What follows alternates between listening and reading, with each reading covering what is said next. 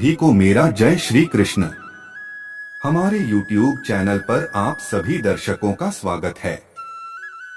हम आपको इस चैनल के माध्यम से श्रीमद् भागवतम के सभी 18,000 श्लोकों को एक एक करके समझाने का प्रयास करेंगे और अगर आपको हमारा यह वीडियो अच्छा लगे तो वीडियो को लाइक अवश्य करें और चैनल को भी सब्सक्राइब जरूर से करें। तो आइए इस वीडियो को प्रारंभ करते हैं। जय श्री कृष्ण। आज हम श्रीमद् भागवतम के पहले स्कंद के पहले पाठ के 5वें, 6ठे, 7वें और 8वें श्लोक को समझेंगे। तो आइए इसको प्रारंभ करते हैं। इसका 5वां श्लोक इस प्रकार है। त एकदा तु मुन्या प्रातरुत्थाग्नयः सत्कृतं सूतमासीनं पप्रच्छुरिदमाद्रा। इस श्लोक का अनुवाद कुछ इस प्रकार है। एक दिन यज्ञाग्नि जलाकर अपने प्रातःकालीन कृत्यों से निवृत्त होकर तथा श्री सूत गोस्वामी को आदर पूर्वक आसन अर्पण करके ऋषियों ने सम्मान पूर्वक निम्नलिखित विषयों पर प्रश्न पूछे। अब इस अनुवाद का अर्थ समझेंगे। जैसे कि आध्यात्मिक सेवाओं के लिए प्रातःकाल सर्वश्रेष्ठ समय होता है। ऋषियों ने भागवत के वक्ता के लिए ससम्मान एक ऊंचा आसन अर्पण किया, जिसे व्यासासन कहते हैं। श्री व्यासदेव समस्त मनुष्यों के मूल आध्यात्मिक उपदेष्टा है। अन्य सारे उपदेशक उनके प्रतिनिधि माने जाते हैं। प्रतिनिधि वही है जो श्री व्यासदेव के दृष्टिकोण को सही प्रस्तुत कर सके। श्री व्यासदेव ने भागवत का संदेश श्री सुखदेव गोस्वामी को प्रदान किया और श्री सूत गोस्वामी ने श्री सुखदेव गोस्वामी से इसे सुना।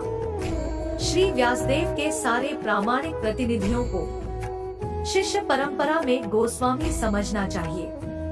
ये गोस्वामी अपनी सारी इंद्रियों को वश में करके पूर्ववर्ती आचार्यों के पथ में दृढ़ रहते हैं। वे भागवत पर मनमाने व्याख्यान नहीं देते, अपितु अपने उन पूर्ववर्ती आचार्यों का अनुगम करते हुए अत्यंत सावधानी से सेवा करते हैं, जिन्होंने उन तक दिव्य संदेश को यथारूप पहुंचाया।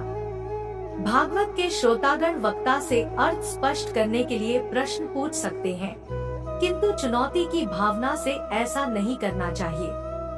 श्रोता को चाहिए कि वक्ता तथा विषय वस्तु के लिए अत्यंत सम्मान के साथ प्रश्न पूछे। भगवत गीता में भी इसी विधि का निर्देश किया गया है।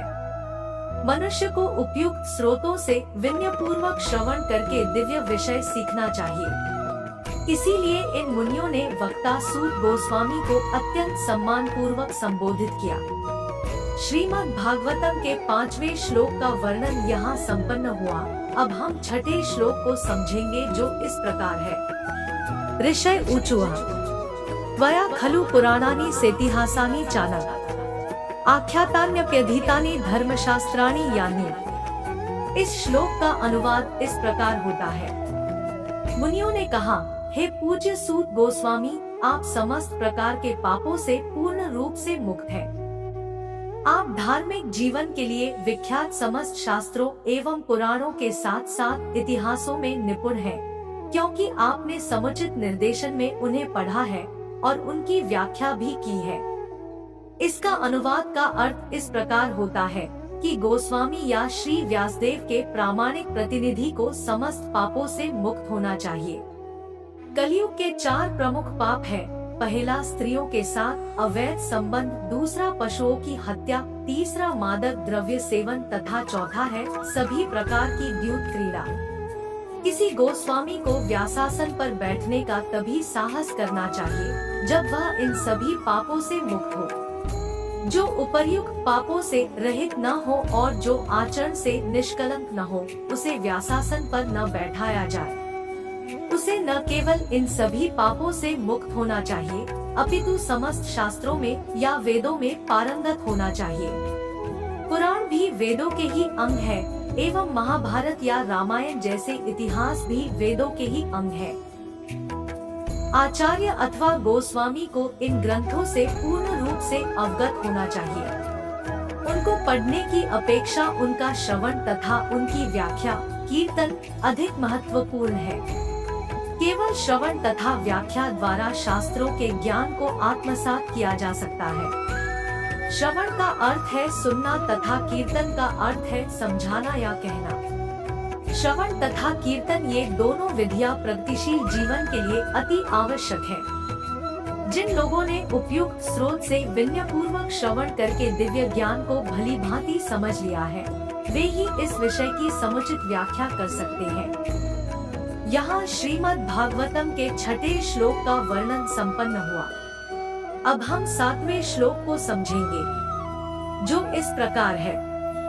यानी वेदविदा श्रेष्ठो भगवान बादरायणा अन्ये च मुन्यः सूत परावरविदो विदुआ।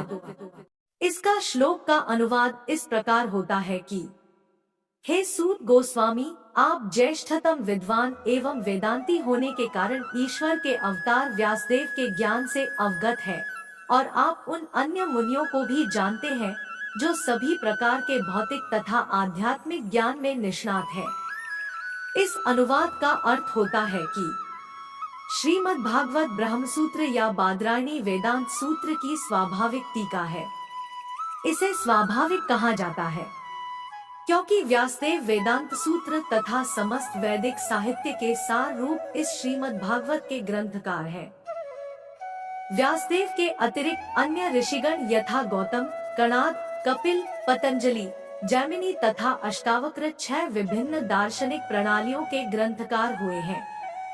आस्तिकता की पूर्ण व्याख्या वेदांत सूत्र में है, जबकि अन्य दार्शनिक चिंतन प्रणालियों में समस्त कारणों के परम कारण के विषय में कोई उल्लेख नहीं मिलता। कोई व्यासासन पर तभी बैठ सकता है जब वह दर्शन की समस्त प्रणालियों से अवगत हो, जिससे वह अन्य समस्त प्रणालियों के खंडन में भागवत के आस्तिकतावाद को प्रस्तुत कर सके। श्री सूत गोस्वामी उपयुक्त शिक्षक थे, इसीलिए नैमिषारण्य के मुनियों ने उन्हें व्यासासन पर बैठाया। श्री व्यासदेव को यहाँ पर भगवान कहा गया है क्योंकि वे प्रामाणिक सत्यावेश अवतार हैं। यहाँ इस श्लोक का वर्णन संपन्न हुआ। अब हम 8वें श्लोक को समझेंगे, जो इस प्रकार है। वेद त्वं सौम्य तत्सर्वं तत्त्वतस्दनुग्रहात् ब्रूयुः स्निग्धस्य शिष्यस्य गुरुवो गुह्यमप्युत। इस श्लोक का अनुवाद इस प्रकार है। इससे भी अधिक, चूंकि आप विनीत हैं। आपके गुरुओं ने एक सौम्य शिष्य जानकर आप पर सभी तरह से अनुग्रह किया है, अतः आप हमें वह सब बताएं जिसे आपने उनसे वैज्ञानिक ढंग से सीखा है। इस अनुवाद का अर्थ यह होता है कि आध्यात्मिक जीवन की सफलता का रहस्य गुरु को तुष्ट करने तथा उनकी शुभाशीष प्राप्त करने में है। श्री विश्वनाथ चक्रवर्ती ठाकुर ने गुरु के विषय में अपने सुप्रसिद्ध 8 श्लोकों में इस प्रकार गाया है। मैं अपने गुरु के चरणारविंदों में नमस्कार करता हूँ। उनको तुष्ट करके ही कोई भगवान को प्रसन्न कर सकता है, और जब वे अप्रसन्न रहते हैं तो आत्म साक्षात्कार के मार्ग में विघ्न ही विघ्न आते हैं। अतः यह आवश्यक है कि शिष्य अपने प्रामाणिक गुरु के प्रति अत्यंत आज्ञाकारी तथा विनीत रहे। श्री सूत गोस्वामी शिष्य के इन सारे गुणों से ओतप्रोत थे, अतः उन पर विद्वान एवं स्वरूप सिद्ध आध्यात्मिक गुरुओं तथा श्री व्यासदेव तथा अन्य गुरुओं की कृपा दृष्टि थी। नैमिषारण्य के मुनियों को पूर्ण विश्वास था कि श्री सूत गोस्वामी प्रामाणिक व्यक्तित्व है, इसीलिए वे उनसे सुनने के लिए उत्सुक थे। यहाँ 8वें श्लोक का वर्णन संपन्न हुआ। जय श्री कृष्ण मित्रों।